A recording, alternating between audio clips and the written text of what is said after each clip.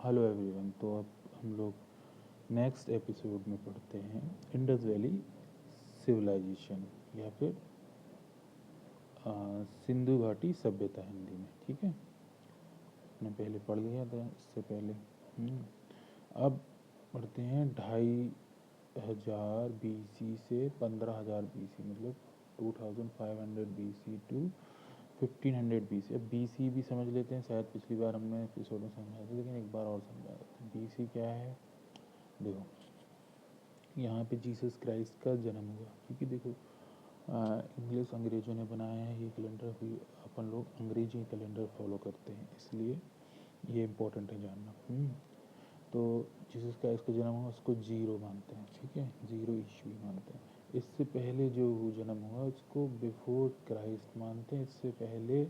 और जो इसके बाद हुआ, जीसस क्राइस्ट के जन्म के बाद जो भी घटना हुई उसको मानते हैं AD, एनो डेमेनो। ठीक है, इसको और इसको CE भी करते हैं, कॉमन एरा भी करते हैं। आगे BC क्या है, ठीक है, इतना समझ में आ गया बस। ठीक है,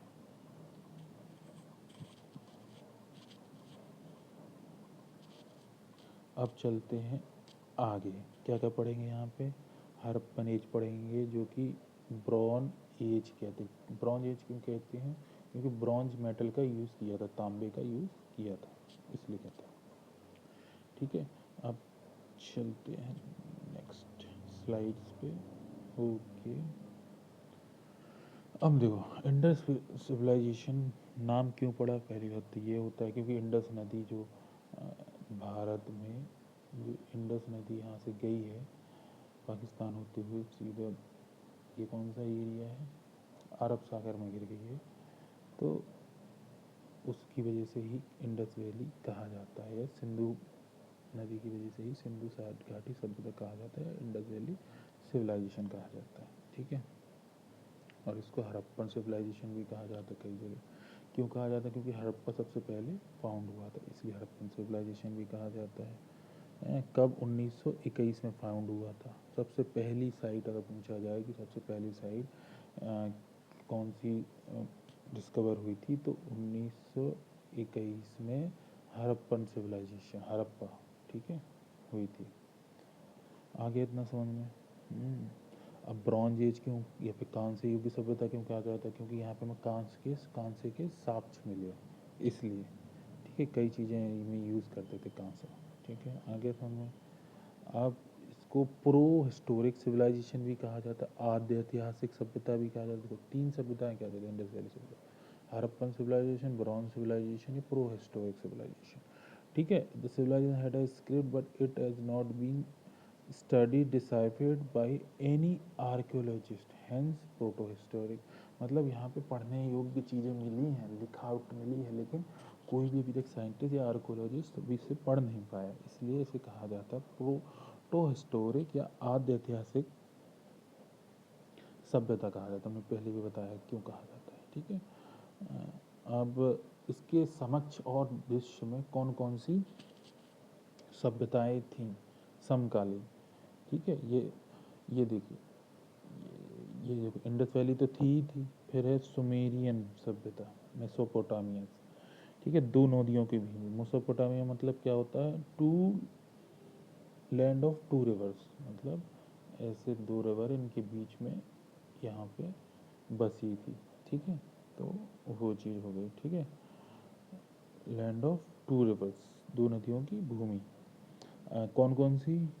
टिग्रिस एंड यूरोपियंस, टिग्रिस और यूरोपियंस। ठीक है, ये अफ्रीका में है। तो सुमेरियन सिविलाइजेशन हो गई, इंडस वैली की समकक्ष थी। ठीक है, कंटेम्प्रेरी।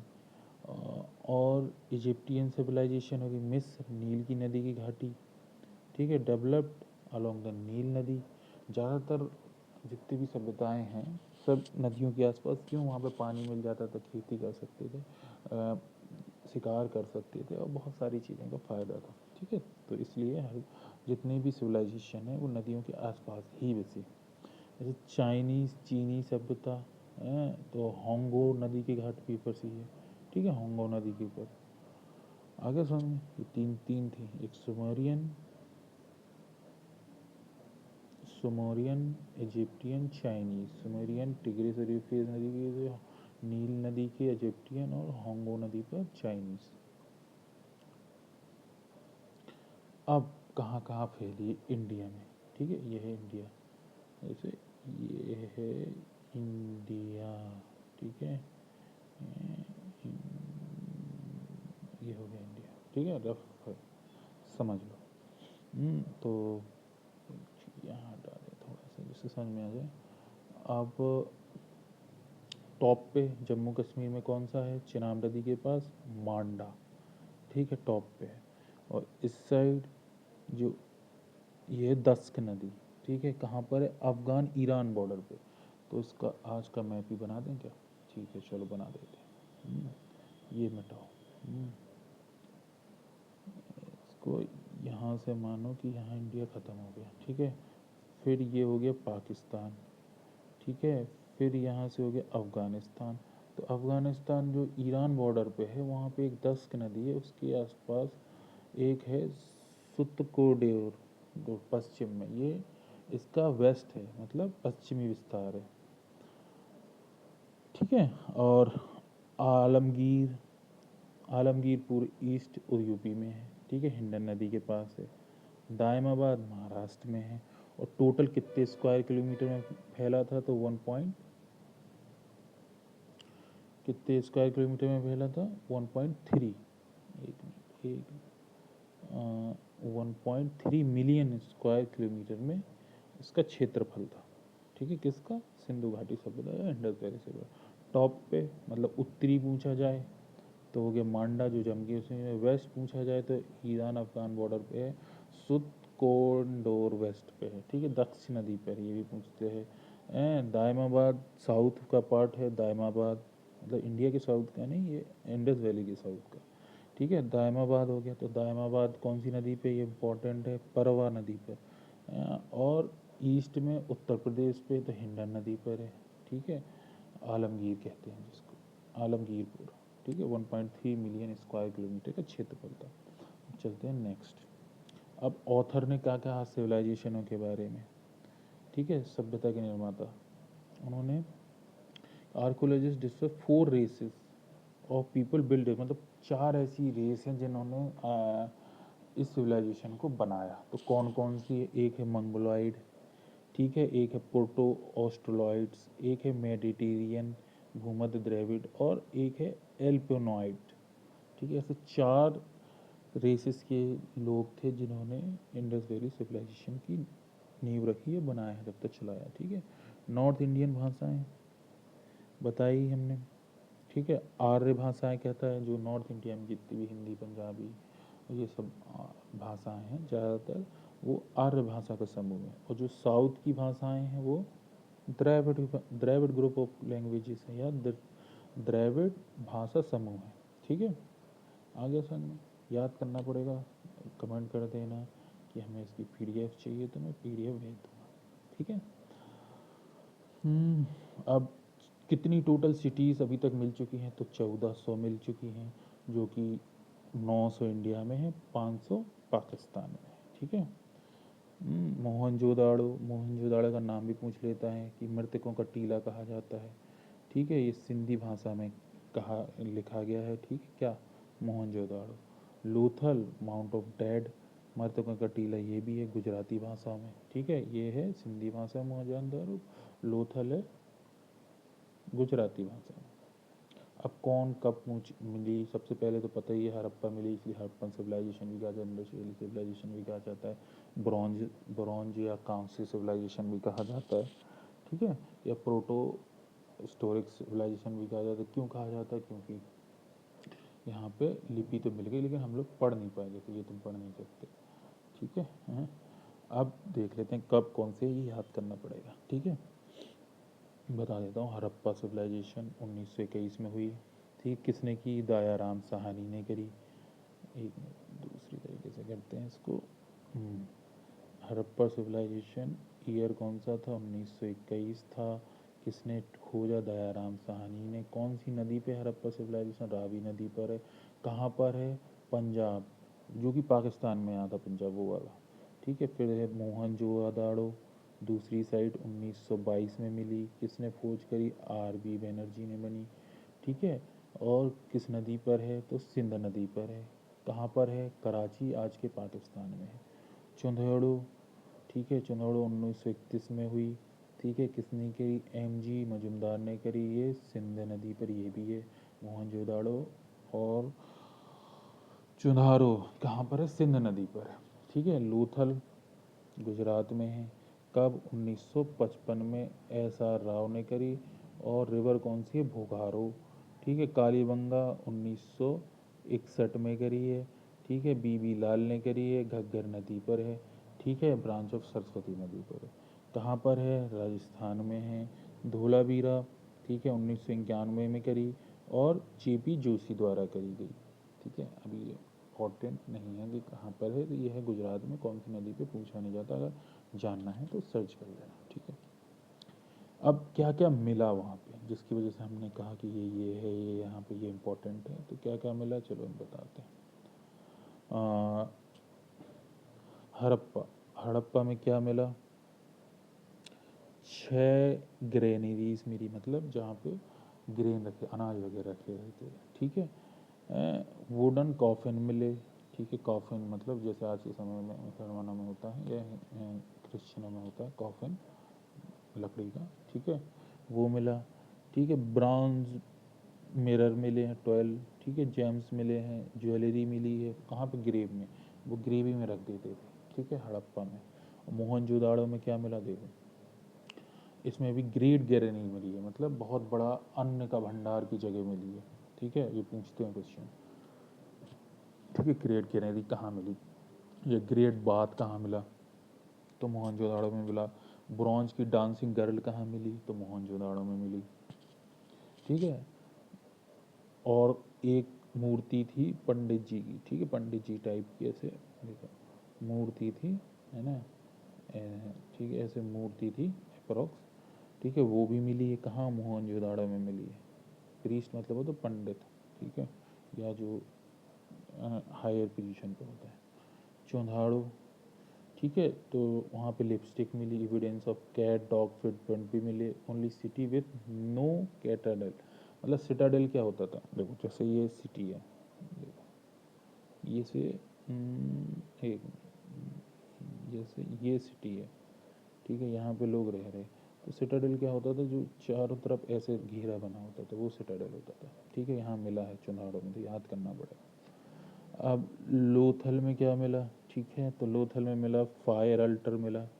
ठीक है, ऐसे ऐसे फायर लग जाती थी। ठीक है, फायर अल्टर मिला। ट्विन बरियल, मतलब दो लोगों को ऐसे और ऐसे करते थे। ठीक है, और सबसे बड़ा डॉकयार्ड मिला, मतलब जहाँ पे समुद्र रुकते हैं, वो मिला। ठीक है, शिप बिल्डिंग की संकेत मिले। ठीक है, कालीबंगा में क्या मिला? देखो, कालीबंगन में क्या मिला? तो लार्जेस्ट साइट इन इंडिया, एक रिजर्व मिला। प्लग फील्ड फॉर्मूला, मतलब ये सबसे इम्पोर्टेंट ये है कि लार्जेस्ट साइट पूछा जाए कौन सी है, तो कालीबंगा है। ठीक है, धोलावीरा में क्या मिला? एक स्टेडियम मिला।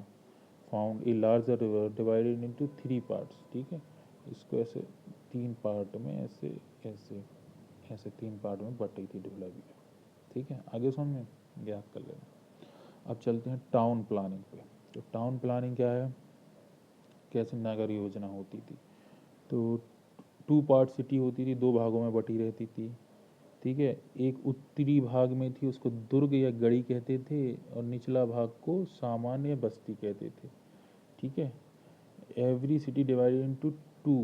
अपर सिटाडेल, अपर टाउन को सिटाडेल कहा जाता था, और लोअर टाउन को लोअर टाउन ही कहा जाता था। ठीक है, सिटाडेल शायद मैंने पिछले पीछे ही बताया, थोड़ा गलत बता दिया। तो सिटाडेल कैसे होता है, एक मिनट फिर से बता देता है। ठीक है, जैसे ये है सिटाडेल, मतलब ऊपर वाले जो ऊपर रहते थे, 2 पार्ट में भजा था। ठीक है, और एक थे नीचे रहते थे ऐसे। तो उन्हें लोअर टाउन कहा जाता था। ठीक है, Chanhudaro only city without a citadel, मतलब जहाँ पे और भी जितने भी मिले वहाँ पे सिटाडेल मिले ही हैं। ठीक है, एक केवल चुनाड़ू ही है जहाँ पे सिटाडेल नहीं मिला। सिटाडेल मतलब समझ गए कि मतलब दुर्ग नहीं था वहाँ पे।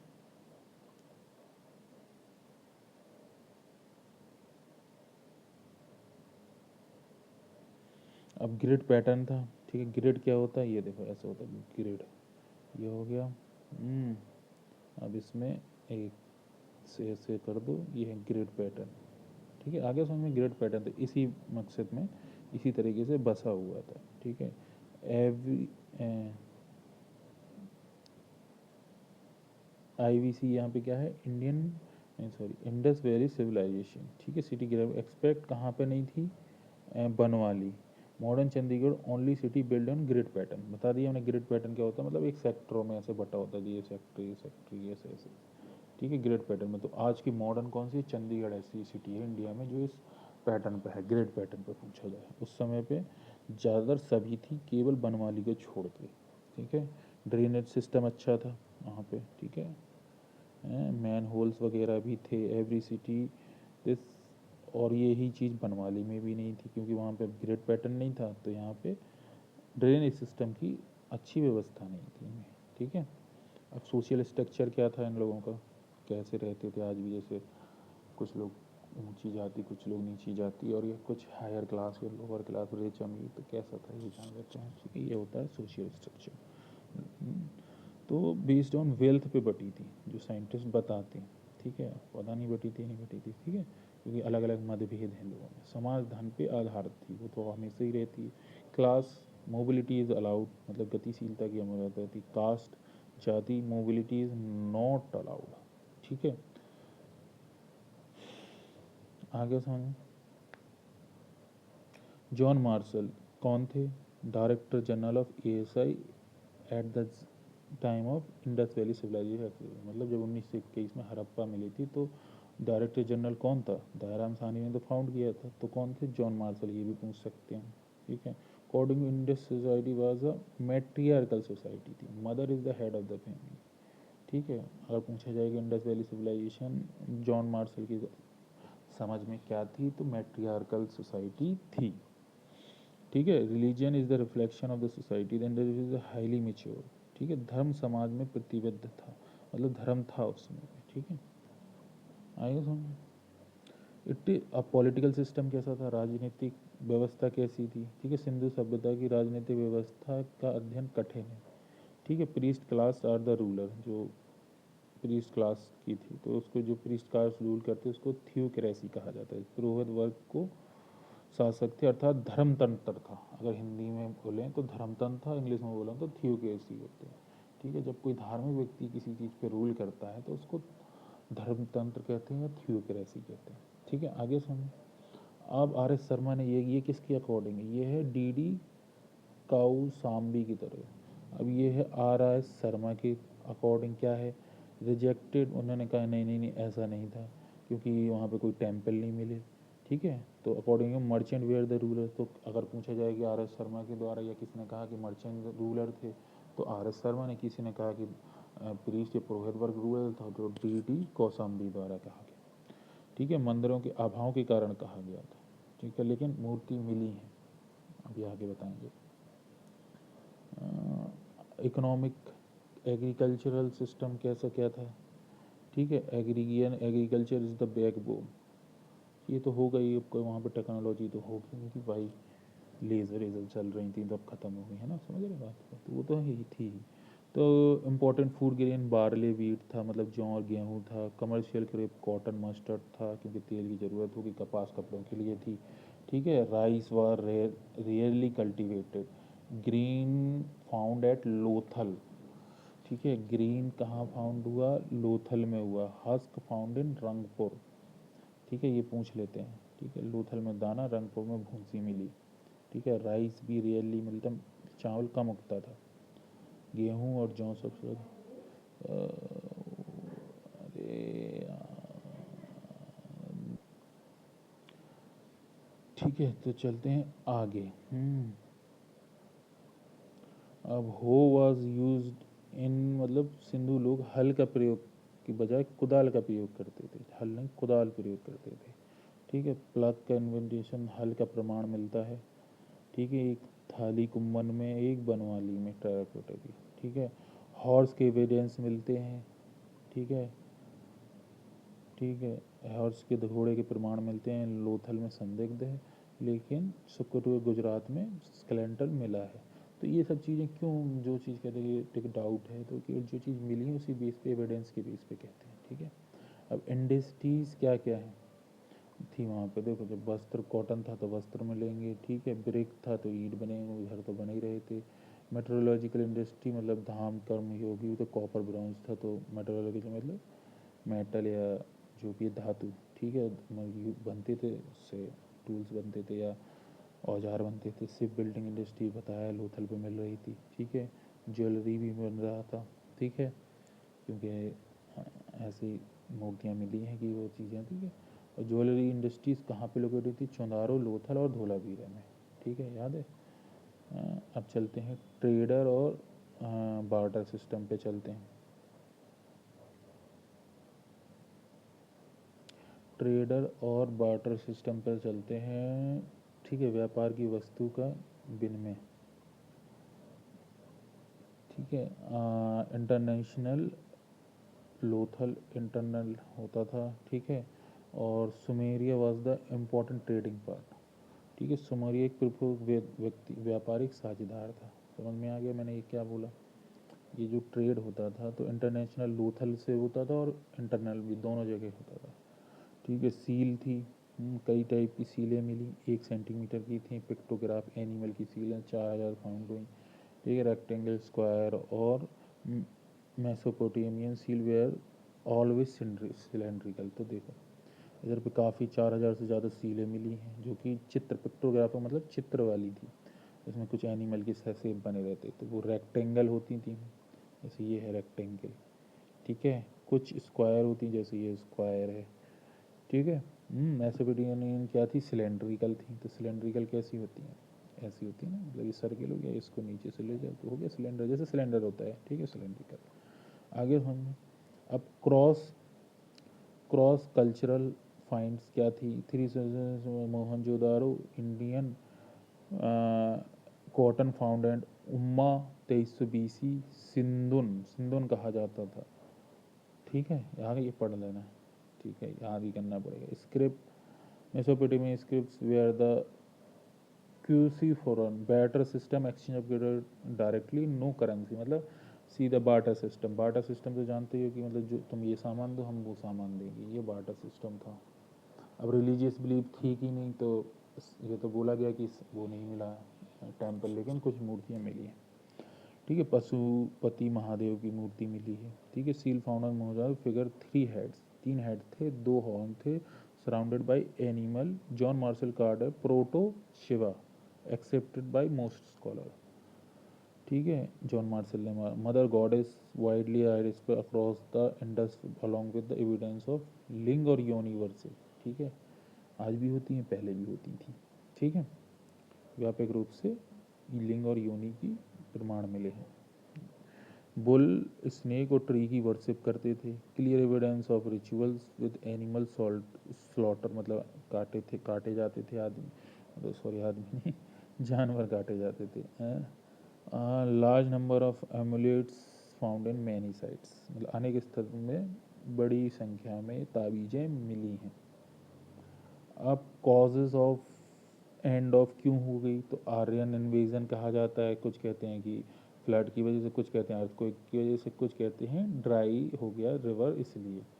आगे समझ में, तो ऐसे 4 तरीके से कहा जाता है कि आर्यों ने हमला कर दिया तो ख़त्म कर दिया फ्लड, लेकिन सबसे ज़्यादा माना जाता है कि अर्थक्वेक के द्वारा, ठीक है।